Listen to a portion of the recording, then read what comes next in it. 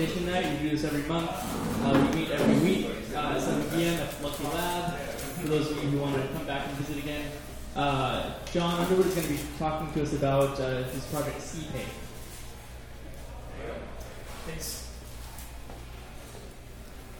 Hey guys. So it was about a year ago. We were in OzCon. Came over to our first Ethereum meetup. We met Ryan, and pretty interested to watch it launch and then fall. That was a really cool idea. Anyway, I have a background in the payments industry, and I was invited to participate in the Federal Reserve Faster Payments Initiative as a stakeholder. So they were not paying me, but they were listening supposedly. And out of that, I made some relationships. One of them was with FIS Global, who's has sort of, they say they're the largest core banking platform. And I was able to create a deal with them where we were going to launch an instant payment system for about 2,000 banks. We're going to pilot it. And the United States is, last time I checked, was 34th in the world in the speed of the payment system. And so that's not by accident. It's very, very hard. I had a VC funded company years ago, and one of the capital partners there said, "Can you go around Visa?" And I said, "No, there's just no way to do it." So when I saw Ethereum and smart contracts, I got excited because I realized this could be a new payment backbone, and there's no reason why communities can't own their own payment system. And as Doug and some of the others were talking about, is they all want data, which means either we own our data or they do. So I think we all want to own our own data and try to figure that out. So anyway, I went down the road and developed cPay, and so it's very close to launching actually here in Portland, and I'll tell you that right now. So the background is Visa is very expensive. They make $20 billion a year. A lot of people say they don't do much for that. They raise rates twice a year, every year. Go online every April, every October. They raise rates because that's how their executives get bonuses. If they don't increase revenue, they're not going to get their bonus. So merchants don't have a say in that. It's a bad system. I think we all know it's a bad system, but we can't figure out what the new system is. Big banks were kind of shutting out all types of financial innovation for a long time because they had a walled garden that was very profitable. In my view, people can disagree, but I put the turning point on Target. What happened at Target was, yes, hackers got in there. They got personal information on 40, they got card information, I can't remember if it was 40 or 60 million, and they got email and other type of information on 100 million people. And I mean, if you think about that, that is a massive data breach. What happened with banks is they changed the law maybe 2009 where they made merchants responsible for breaches. But there's been an evolution in their thinking, and part of it's been that they realize that customers are going to get worn out from having identity theft and new accounts and having their cards stolen. And eventually they're going to realize that it's the banks themselves that are printing that number. So the idea that somebody can grab a number, a waiter can take a photo of our card when they go back to pay at a restaurant, or you give it to somebody online, and they can go take money out of your checking account, is insane. If you took that idea around now to VCs and say, I got this great idea, we're going to print plastic and it's going to be totally insecure. I mean, the idea would be dead on arrival. But it's been really hard to figure out, what's going to be the next technology. So I think Target was the turning point. By the way, Ryan contacted me at 11 today, and I did not have a PowerPoint deck at that point. So we slapped them together, and we sent it out to Fiverr, thanks to Jay, and we just got it. So this is literally the first time I've seen it. So anyway, we got it at 7 on the bell. So These cards are the problem. Phones, they're the solution. Everybody leaves their house with their phone. They don't always take their keys. They don't always take their credit cards. Everybody's got their phone. So what we decided is we were looking at Bitcoin, and I don't want to get into the Bitcoin war, but from my perspective, financial services industry, people love, I understand and I actually appreciate a lot of things about Bitcoin. People love that the supply is fixed. I have an advanced understanding of currency mechanics. I'll try not to bore you with it, but it's really not that simple. Economic activity has expansion and contraction constantly. So if you fix the supply, the result is those forces come out in price instability. So that's one model, and it's not a matter of volume. It's not a matter of more people use it. It's always going to be inherently unstable. That's okay. It serves a niche. And to me, it's digital gold, and no one's going to do it better than that. It's always going to be that. And people say, well, you can buy things at merchants with it. Well, that's really just a trick to flip that into a dollar at the purchase point, because merchants pay their suppliers in dollars and they pay their employees in dollars and they get paid in dollars. So what do they want? They want a digital dollar. Now, our payment system is electronic. The debits and credits in your checking account are electronic. But it still takes a merchant 3 to 5 business days to get their electronic credit, which is insane. That's another, cards, people stealing your money insane. It's a digital world. We're now on mobile, we're now on tablets. Money should be instant as well. So we launched the digital dollar, the e-dollar, and we're making a new payment network on the blockchain. So the great thing, as you guys know, we can cryptographically seal everything. It's much, much more secure. All the problems of the middleman, which are significant, because in the Visa payment system, you have the consumer's bank, which we still pay, but then you have the association, the ISO sales agent, the merchant acquiring bank, and in some cases you've got data providers, hardware providers, and everybody else with a bunch of data, including the processors, that they have to keep on a server for 5 years, and banks have no control over that data. And with the Target Act, they realize they have no control over the merchant data, but they realize there's pools of hackers that get paid by the state to hack these systems. So they're never going to be secure. So you got to have a new system. So digital security, primary, sealing on the blockchain, it just makes too much sense to me. The other thing that's happened is the card industry, for no other reason than to protect cards, with the idea of you got to do something for security. Okay, great. We'll do these chips in cards, which is the U.S. system never adopted that because we had the fiber optic cables, we had total security. In Europe, they didn't have that, so they had to go to the chip system.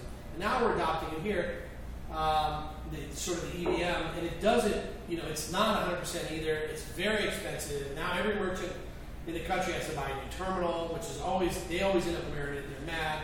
And we thought, wouldn't it be great if we had a system that would just connect to the internet, just get off all hardware, get off all walled gardens, and we'll let merchants, get them out of that game and have to buy a new $500 or $600 terminal every couple of years. So the other thing that happened with those payments, you go to the grocery store now, oh, do you want to do debit? Oh, do you want to enter your email? Oh, do you want cash back? Every payment now, you're doing 5 or 6 steps at the grocery store to get out, and it's aggravating. I mean, there's bigger problems in the world, but still, we're used to speed. And that was the one thing the cards always had going for them, and now it takes a lot longer. I saw some studies, I'm not convinced they're real, but some people were saying sometimes it's a minute more or longer on the payment experience. So, what we've been able to do as a setting is you can enable one-touch payments, which is how it should be. Because your phone is all the security and it's cryptographically sealed, there's nitty-gritty in that, what if someone steals my phone and all that. But the reality is, if you want to have one-touch payments, you should be able to have that. The fact that you use Apple Pay now you got to press all these buttons, it kind of ruins it. So, mostly because of Sydney. We push that. So, Blind Masters, I don't think I have to tell too many people here, but she really woke up Wall Street to this idea that this is email for money. This is a new infrastructure, but I won't spend too much time on it for now. So if we really look at where the value of money comes from, besides the crypto coin where, hey, we're going to launch it, it's going to go up, and it's kind of like the dot-com era. If you launch a coin, just buy it because it's going to go up, we're going to get rich. But somewhere down the line, besides supply and demand, if you look at a national currency, theoretically, what's underneath that is the productivity of the people. And that has a couple layers: natural resources, the capital base, the skills of the workers, different advantages they might have. But if you look at an economic system as a bioregion, most bioregions can be fairly reasonably independent, and they kind of are, and they trade. But what we're trying to do is create a system where bioregions could be set up naturally, which they already are naturally, fairly natural, but set up as a type of resiliency. So in the case there's global shocks, which I don't know if I'll give you that speech tonight, but there's major problems in the monetary system. And in the case of shocks, you have a bioregional economy all connected in one payment system, and you could introduce a new currency there instantly, like Greece. This is what they kind of needed. Oh, so greetings from the new economy. It's just I'll leave it. It's just a distributed system that there's no center, there's no head to cut off, nobody owns it. If we can work cooperatively as a community, we can own our own payment system, and we can make that have a very different outcome. So what we do is we take the Visa fees, which no longer exist, so the merchant doesn't pay them, and we say, donate 2% to charity. There's a study done by Vestia Corporation, and it said if you give the people a 2% community-wide rewards program, they actually will spend 25% more. So let's break that down because it's astounding. No, go back. Sorry. These words out. What that means is if you were going to give $1 to Visa, but you donate it instead, that customer is going to spend $12 more. That's amazing marketing. That's amazing marketing. Is that going to hold over the long run? Probably not. But that was a 1-year study with a control group, so it's pretty compelling. Go ahead. The other thing that we're looking at is blockchain is a back-end innovation, or has the potential. So our innovation is in the back-end, which means we play nice with Apple Pay because we can just be an option of how that payment is routed. You can get on the PayPal network, the Discover network, Amex or MasterCard, and by the way, those three all run on Visa. Big surprise. And you can get on the Visa network, or you can get on the cPay network. And the costs are different. It's like taking a train. You pay for freight. Go ahead. So, we charge 0%. PayPal Mobile and Google Wallet are 2.9 and 35 cents. We do charge the quarter. That's ultimately a communication fee with the bank. And that's the way we set it up with FIS to go nationwide.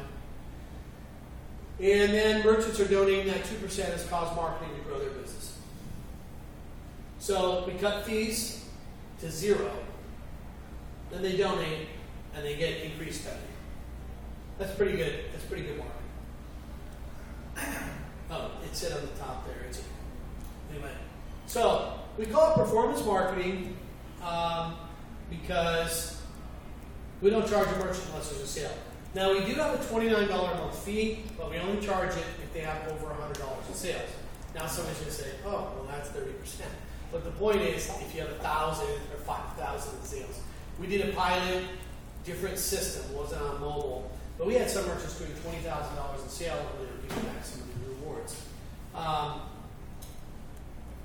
And we also charge $3 the very first time they visit the merchant.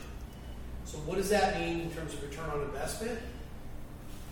Merchants think about marketing as getting new customers.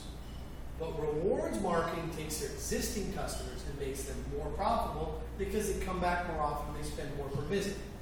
So if they pay us $3, that means the next time that person pays $12, if we increase their sales 25%, they would have spent $9, now they spend $12, they got the $3 back, the rest of the year they get to keep it.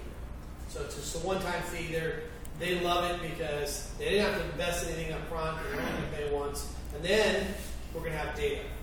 In the long run, it's about the data, using it appropriately in a healthy way, where we can go to a merchant and say, here's a bunch of people, they used to come once or twice a week, you haven't seen them in 90 days, you want to give them a free offer?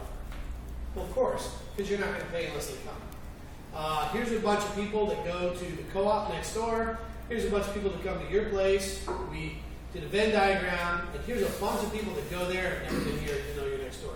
You want to do a special offer. So data-driven marketing is the future. And when you think about search, marketing started pay-per-view, it went pay-per-click. Search companies always want to know, did that result in a purchase? So now we can work with search companies and go, yeah, we threw that up at 4 o'clock, it's special, and this guy ended up buying at 6:30. So that data together is just amazing.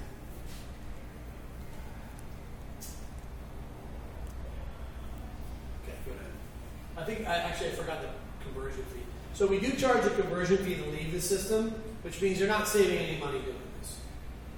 So it's going to be about the same. But it should lead to higher sales based on the data. Now, my experience working with merchants for 10 years is most of them say, hey, I had a customer came in and heard my commercial on the radio, or they saw my ad in the paper. That was a good marketing campaign. And it's like, that didn't lead to sales. Nothing, you can't count it as successful if it doesn't lead to sales. So that's why performance marketing is something they really like. They don't pay unless you complete a sale. So this is me, my background, my wife. This is supposed to be the front. It was, I don't know. Go ahead. I already said that. This is just target market. We started actually with our first pilot with cultural creatives, which are women who have disposable income. And we found out they were paying, it was a little bit different. They would still pay with a phone number versus they would pay with a text.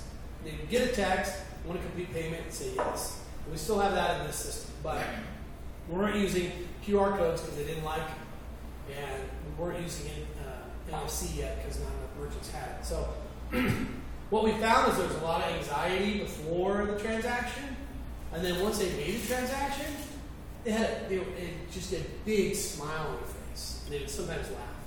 And we're really surprised by that because you can't really invent a product that makes people laugh. That was lucky. And what we realized was releasing all that tension. But we ended up going on to text because we didn't think of this in the beginning. They're texting their kids all the time. So text is their channel. QR codes, they didn't want anything to do with it.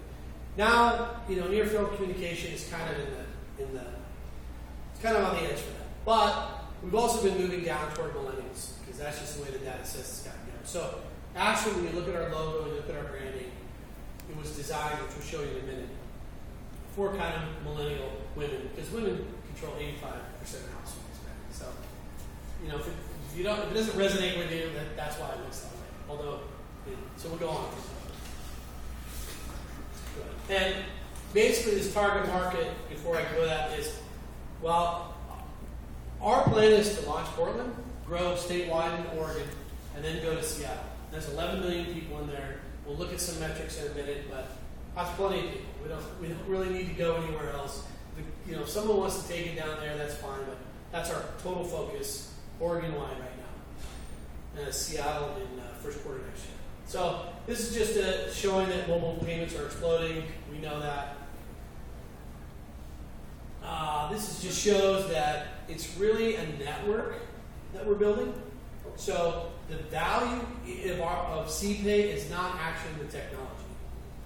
It's a blockchain solution, but anybody can do a blockchain solution. There is some expertise in the middleware about going in and out of merchants and things, but A well-funded company can figure it out in 6 months. What it really is, it's a network of people, and everybody gets something out of it. So all this is trying to show is that why would you use Google Wallet or PayPal Mobile if you could use cPay and 2% was going to go to your nonprofit? Now, really strange is we had an ad company that said to us, you're talking to 20 to 39% of the people and not more. And we had to scratch our heads like, donations don't motivate the rest of the people. And that's okay. But that's why we're focused on the people it motivates the most. So normally, men do not respond as well to this offer. Merchants, they get increased sales and they get a lot of love from the community. And nonprofits, of course, they sign somebody up or somebody picks them and they've got a recurring revenue stream, unrestricted, that goes on forever. So they love it. So here's a list of the benefits. It's good for merchants, it's good for nonprofits, it's good for the bioregion. It's very good for the local economy. So my background is I've been trying to figure out ways to stimulate local economic development for a long time.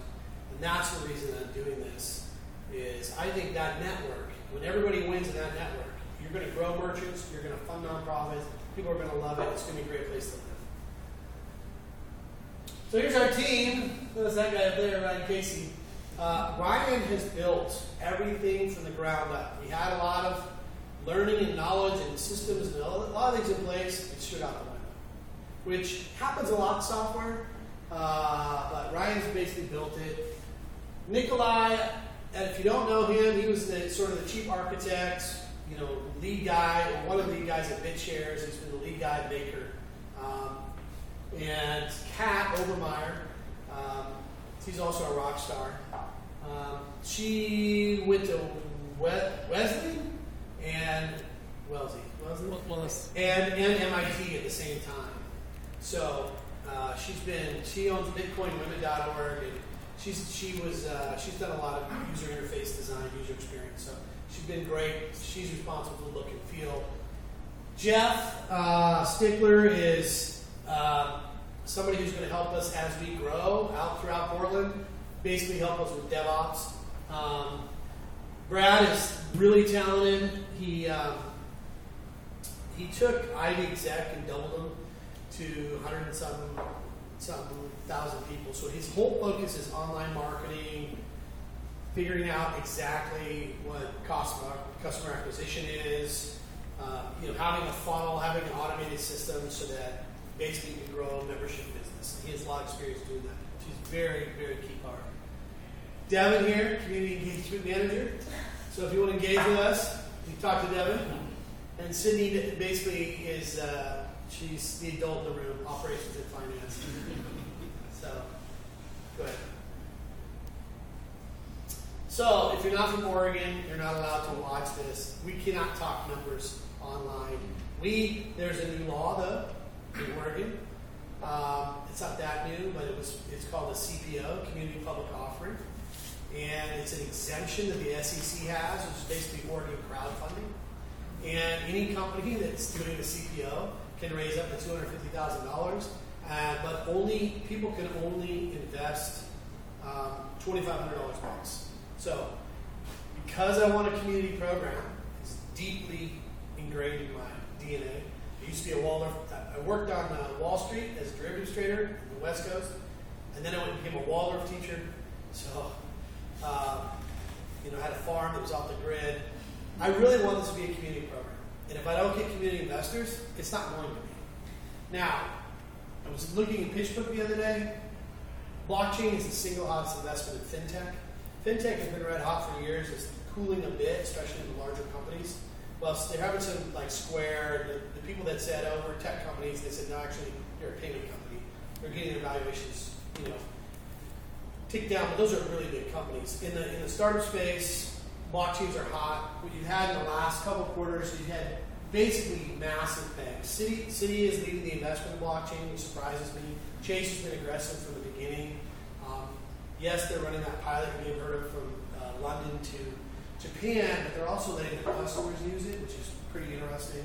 They got a whole bunch of things going, a lot of investment in space, and basically seed companies are coming out with high valuations, first dollar, and then they're doubling when they do this Series A. So I really don't want VC investors right now, but I got a lot of angel investors and people who are quite interested. So we have a C. If you go to our website, cPay.us, you can get a lot of information on the company that we posted if you live in Oregon. So you have to click them on. And we're on the crowdfunding portal at Hatch Oregon. So we would love to have you, especially guys in here who understand Ethereum. My personal opinion is Ethereum is going to be for business what the App Store was for consumers.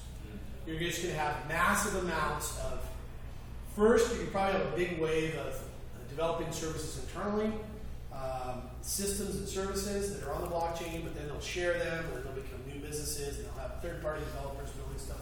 And that's where I think it's going to go. It's going to unleash a lot of productivity and a lot of efficiency, and it's not even a year old. I literally remember the day someone said, "Hey, they connected the computers at Cal and Stanford. It's really amazing. It's going to be this really big deal." I'm like, "What are you talking about? Because you won't have to write letters anymore. You can just send stuff on the wire." I was like, "What are you talking about?" So I feel like it's, I might be drinking the Kool-Aid, but I think that's where we're at. Oh, one thing is, in CPOs, you can't sell them for 9 months. So we're not a coin sale. We're doing nothing like that. This is actually just straight equity that we're doing. And so what one concern might be, what's the liquidity? We're going to try to buy back shares every year, buy 10% for people that want it. And also, we think long run it might just be a dividend play. So we get transaction revenue, it just gets dispersed out to shareholders. Good. So we're thinking big. We're thinking really big. With a cost structure per transaction of 0, how if you look at the data for Google Wallet, they don't do very well. They decided we're not even going to go to Australia. It's just a waste of time. Which means that all you have to do is do a little bit better than them, and you're number one in mobile payments. Now, from the rewards industry where I come from, the key is everybody wants to go horizontal, and that never works. I mean, it does if you're an airline to air miles and stuff. What we're trying to do is go vertical. We want density. We want to have places within a mile or two where you live and where you work. Otherwise, who cares if there's a guy in Gresham that has dry cleaning? We want to have the best places in town. So we're going to try to get 1,000 merchants up over the coming year. We think when that happens, the tech will be demonstrated. Also, when I worked at the Fed, I learned some of the key backbone of the banking industry. So I found a couple of key points of entry that we can enter into, and if we're successful doing that, which is led from the bank, so we're working on it, we think we will. Banks love this because we had it in our pilot, we had another pilot, we had 2 banks get involved. And they said to us, look, the only way we can advertise, get anyone's attention, is say, hey, we're going to raise the CD rate at 0.5%. Because then we're just talking to a tiny amount of people that even pay attention to CDs. There's no way to differentiate ourselves.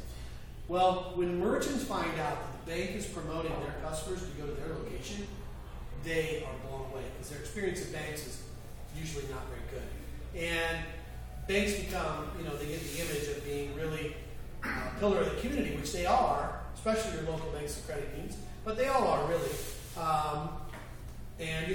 So it's great for their brand to do this. And once you get into these networks, there's not that many. And you can get, like we were getting 2,000 networks through 2,000 banks through FIS. So we do a couple deals like that, and we should be able to have the backbone. So in our perfect world, we have 2 million members. We'll raise 100 million donations a year, and 20 million will raise $1 billion. Just to remind you, Visa makes $20 billion a year. So the money is there. It's sitting out there. So go ahead. What's this? This shows that same thing. That's the same slide, I think. It's a neat handshake. Okay, so I think we are done. This is basically the plan. We want to be one of the people in digital payments. Will we win? Well, it depends on what win is. If we really have a dense program in Portland, we don't need to go anywhere else. We have a great business. If we get the Pacific Northwest, great. Maybe we just interconnect with other networks. If other communities want to use this system, then we can go. It might, I personally don't want to sell it to somebody else big, but there are partners who can offer things we don't.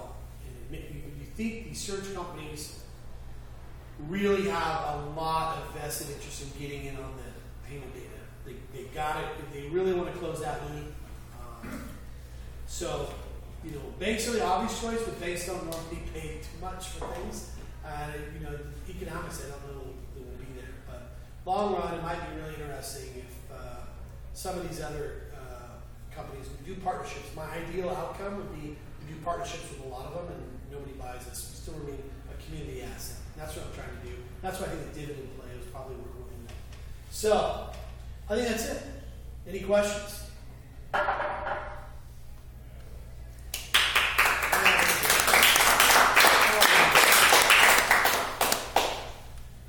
Doug. Yeah. So how does the customer does the customer decide where their money goes and Absolutely. If I pick, so there's studies out there that says, hey, tomorrow money's going to go at Lucky Lab. Money's going to go to Big Brothers Big Sisters. Everybody claps their hand. That's great that they're doing that. It doesn't change your behavior. Sorry, what was the question? Sorry, I got to repeat the question. Yeah. Does the customer get to choose where the money goes? Right. Thank you. yeah, or how do they do that? Yeah. So the reality is, if they don't choose, it's not their program. And they'll clap their hands, they'll say great idea, but it won't change their behavior. And let's face it, we want to change people's behavior. Now, we're not more expensive than Visa. So you really have a hard time saying, why don't you at least try it? But you could say, well, I got to pay $3 on this now. But bottom line is, most merchants will try it out. Long run, we really got to move purchasing power to really have that excitement that, look, this thing's really growing my business. Or we have to use the data in such a way. We need people to adopt before we have the data. So it's a network business. There's, you don't need two of these in a town. And if we get first adoption, then do all these nonprofits want to sign up with somebody else? If people want to have two programs, probably not. So there's a nice first mover advantage. Yeah. So I'm curious about, you mentioned user ownership of data a lot. So I'm curious, obviously, what you're purchasing is going to go on the blockchain due to privacy reasons. So you guys are going to have that data. And then how are you going to handle the user ownership of that? Can they delete that data, or how do you handle the user ownership of that data? We spent a long time. There's another model that Colorado has the most progressive law for co-op ownership. And one of the reasons is they can have investors be members, which a lot of the states you can't. So one of the ideas that's kind of evolving is you have your own identity offline, but you have an identity online. And what happens in the payment industry is we start to talk about anti-money laundering, which means know your customer, those two items. And so there's levels of identity that you have to provide to different partners. So one of the things we want to work on, we've talked about with Nikolai, was how to do an engine, which is just a public utility, where people could layer in their data into their online identity, and then they could release it with a text message, hey, hospital wants your records, you want to give them, and then you might be able to say, you might be able to narrow the scope or something. Car dealer wants this, no. You may be able to have different layers. So that's evolving, and so what I would think is somehow what we would want is that you would also be able to sort of have control of your data.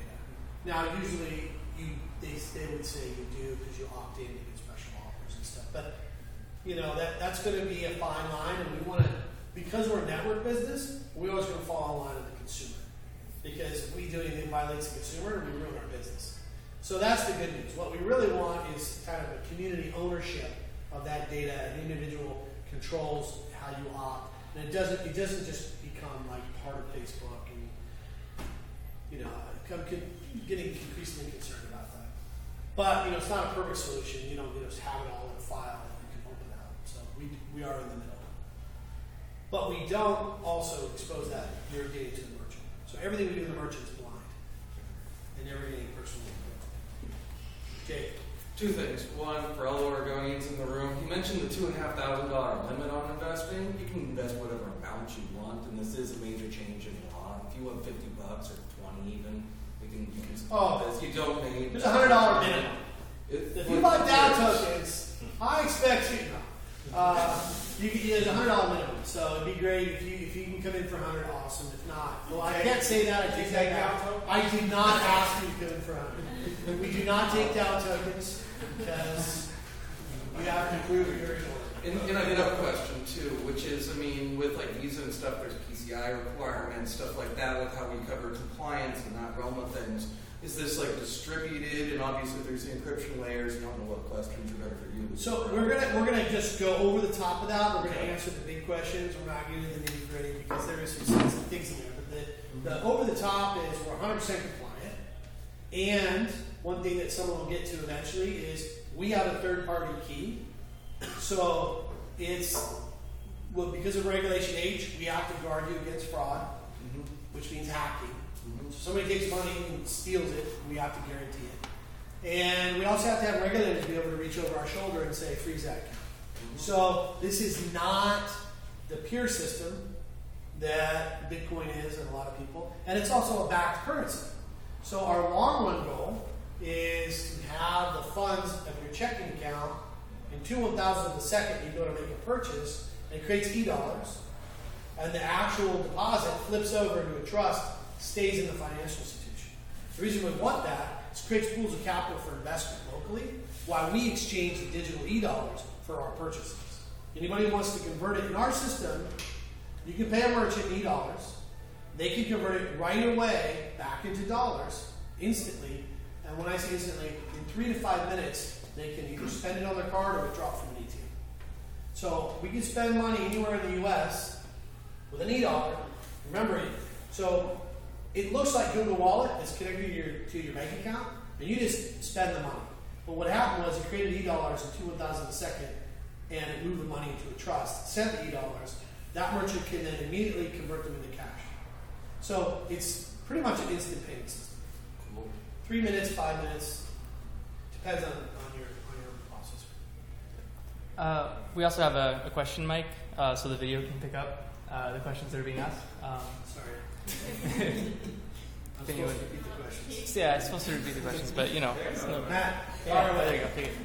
Yeah, so you talked a lot about, you want this to be local so the economy becomes more net fragile, and that it's not all interconnected and this big mess that's set to blow up. So how do you prevent the currency from kind of going beyond its region if merchants decide to start taking it, because it's just a digital thing, right? That they can decide to accept or not. And what happens if it starts to grow beyond that Oregon area? What's interesting is signing up for a merchant processing account is really a big pain. Got it. But we can sign somebody up in 3 minutes because they have a banking account. So you can't sign up without a U.S. bank account as a merchant. But if you have a bank account, based on the way our system is, which is a little different than some of the other card associations, we have a lot of responsibility on the depository bank. So we can let anyone sign up that wants to over the internet. And anyone who wants to send these anywhere can do it. They can go around the globe. Anybody can have them. You just can't turn them back into cash unless you're a merchant with a U.S. bank account. So you can use them to buy stuff in Senegal if you want to. Now, does the guy in Senegal want them? He wants a digital dollar, but he wants a digital dollar everybody takes. Right. Now, if everybody decides tomorrow they want to join our system and accept e-dollars, then that'll be good currency. But it's not really our focus. We just got to stay really focused on Portland, because if we get too caught up in the change of the world and it's exciting, and we don't execute in Portland, there's no future. Got it. Anybody else? Are you interested in smaller markets? Are you interested in smaller markets like, say, the San Juan Islands or something? The question. Oh, so we got it. Smaller markets.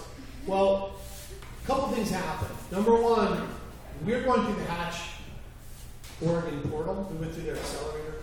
And the state law for CPOs, you have to go through the accelerator. But we're really aligned with their values. So it's a statewide effort. So we really want to be putting time into going all over Oregon in a way that's cost effective. So we don't use a direct sales team. We think we can scale the whole country with about 36 people. Now, some markets we will need a direct sales team, and that maybe through a partner. But we want to use channel partners. We want to go through organizations that already have merchants, organizations that already have nonprofits. We want to put the word out through social media. So those are two different types of businesses. It's very capital intensive to get a direct sales team. We don't have the margins for it, frankly. Then everything is betting on that network. And now we're going to take on too much capital, too much debt. We're not going to be able to direct this thing to make sure it stays in community. What would make sense to me is another bioregion. We might map this and create another entity with local investors there. And then we'll probably share back here to the investors here. But we wouldn't own 100% of it. Maybe we would own 51%, maybe we would own 49%. Those are just numbers. But that's probably the way to grow it. And so, yeah, we love the San Juan Islands. And we love small merchants and food carts and places where people want to pay with their mobile phone. But we just really have to be focused here for now. And part of that is we need to partner with these financial institutions to get into those payment networks that open up those thousands of banks. We get one integration, we got 2,000 banks. And we need to do that like 3 times. So then it's a whole other conversation about how does the bank, that's a problem we'll have to solve, but how does the bank get up and running and the bank starts promoting it to their customers? That's where we want to get to. We like banks. We like local banks and credit unions. What we don't like is money going out to T-bills and money going to Wall Street. We want to get it back in the local economy so it can be available to merchants. I have a podcast coming up. It talks about the money thing, but I'm not going to do it today. All right. I'll have one more. Yeah.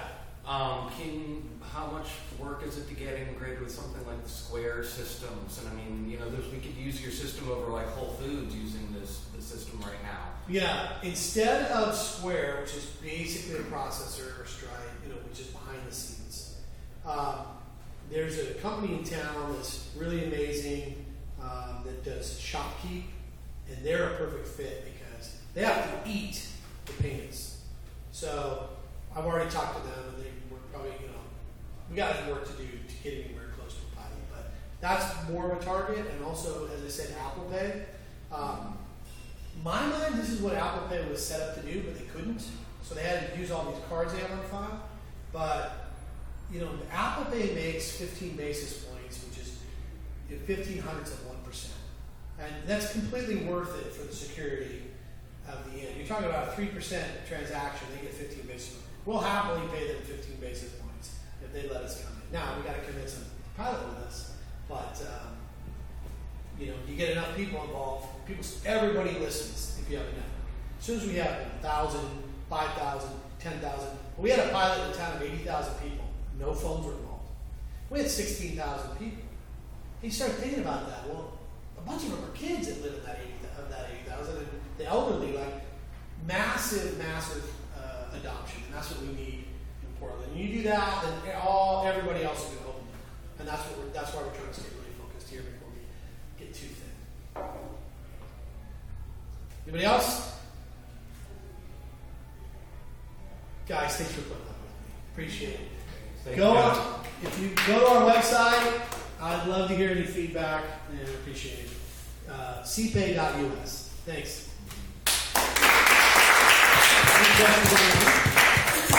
Thank you very much. And that's all for tonight as far as the presentation goes. Mingle. Resume being here.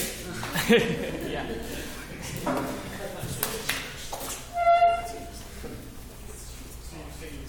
I apologize for that slide. Sometimes we go to fire and it's a fabric slide. Yeah, I didn't know about that.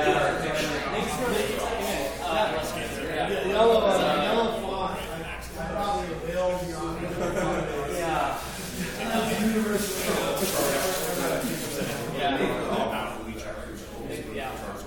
guys available as Okay, so this is a YouTube live that you sent this out to? Yeah. Is that right? Yep, Okay, this cool. is- I have a buddy in Boulder who I sent it to. Where Right. it's like, I'm a complimentary currency enthusiast. That's going to be that side of everything. And then he's like a full stack developer. Okay. So, in the middle of all of our conversations. Yeah, and he's also a set of brains too. He's on something else right now, but it'd be good if you guys were actually talking shop. Yeah? I have no idea what would happen. or what Where's he out of again? Boulder. Boulder? Oh, it's a bit of a drive in. Yeah.